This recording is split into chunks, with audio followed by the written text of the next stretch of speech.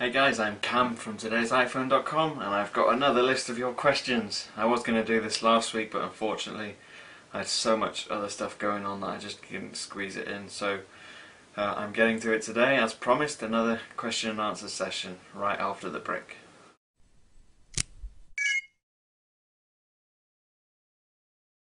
So lots of people on YouTube and on our site were asking whether or not they should buy the iPhone 4 now, or if they should wait until the iPhone 5 comes out. My opinion is, I think just wait until the iPhone 5 is at least announced, and when it's launched, if the specs and everything, if it's not as good or if it's not significantly better and you think you'll be happier with the iPhone 4, you're better off waiting till then anyway, because the chances are that it'll be cheaper. Normally what happens is when the next iPhone is launched, they still sell a lower version of the one previous, but they'll sell it at a cheaper cost. Like at the moment, you can buy an iPhone 3GS for $50 on AT&T. They might do something similar with the iPhone 4 when the iPhone 5 is out. Again, loads of people want to know about the iPhone 5. What are the features going to be like? What does it need to keep up with the current trends? It needs a lot. Well, when I say a lot, it needs two things, I think. It needs a dual-core processor, which we think it's going to have anyway, and I really believe it needs a bigger screen. All the high-end smartphones now are going to 4-inch screens, 4.3-inch screens, 4.5, and when you look at them, I mean, they're stunning, and you put them next to an iPhone, and your iPhone all of a sudden looks like it's really tiny.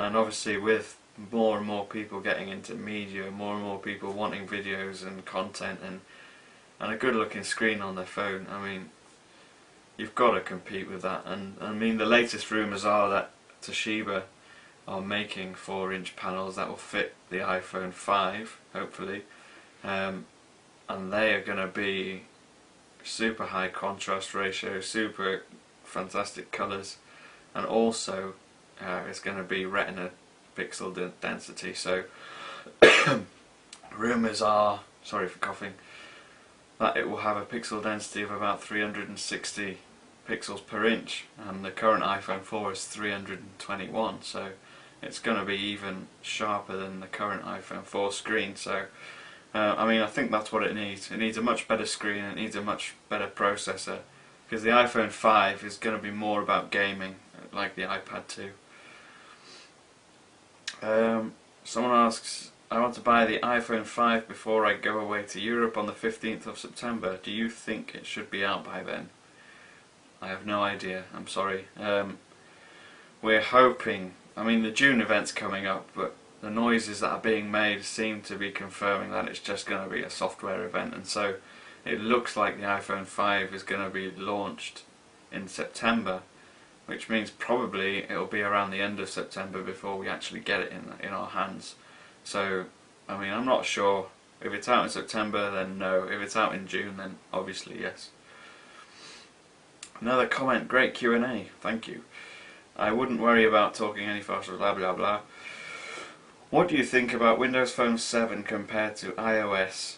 I have used all 5 major OSs, BlackBerry, iOS, Android, Windows Phone 7 and Windows Mobile 6.x. Just curious about another techie's opinion.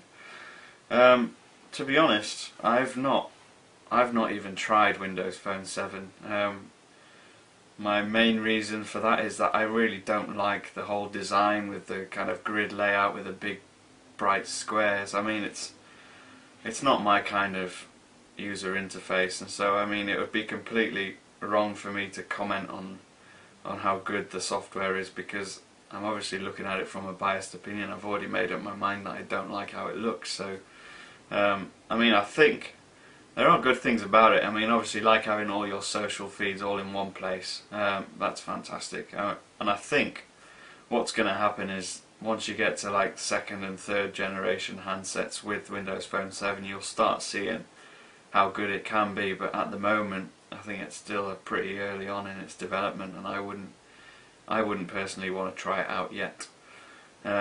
What I believe, when Nokia start making phones with Windows Phone 7 on, I'd start being interested then, because obviously Nokia makes some really good hardware, but they've always lacked on the software side with Symbian, which is really dated. So I'd be tempted then, but until then I can't give you an honest and educated answer because I haven't tried it out.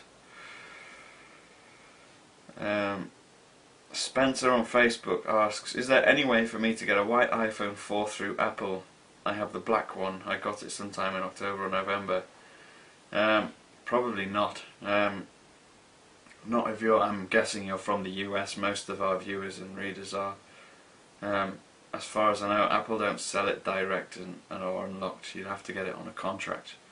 And so obviously if you wanted the white one, you'd have to sell your black one and try and pay towards it, but then you'd be tied into two contracts. I wouldn't worry. The only way I would do it, I'd be tempted to do it, is by going through eBay or Craigslist or someone and seeing if you can just pick up the handset on its own and selling yours. That's how I do it with my phones. I generally just sell the one I've got and buy a new one on eBay because I like to keep up. And obviously my taste changes all the time. If any of you saw how many phones I've had, it's obvious that that's what I do, because otherwise I'd have about 10 or 15 contracts running all at the same time. Christopher Simmons, what do you think the iPhone 4GS/5 will be like, or look like? Again, this is complete guesswork, going on rumours. I think it's going to look like the iPhone 4. It looks like it's going to have the flash for the camera on the other side instead of right underneath the lens. The screen could be bigger, but we don't know. But I think that's what it's going to be. It's basically going to be a faster, a better version of the iPhone 4, which it's not necessarily a bad thing, because the iPhone 4 is a great performing handset. It may not have the top specs like some of the top Android phones, but it still works, it still does the job, and it does it well, and it doesn't look slow or outdated or anything like that. I think the design's fine. I just don't like the flat back. I'd prefer a curved one. Jake Smith sorry Jake Smith asks, when do you think Verizon will abandon unlimited data? We all know it's coming. I think it'll be when the iPhone 5 is out. The iPhone 5 is more than likely going to be released on AT&T and Verizon at the same time, and once they do that, I think they'll get rid of the unlimited plan and opt for a more tiered data plan like AT&T offer.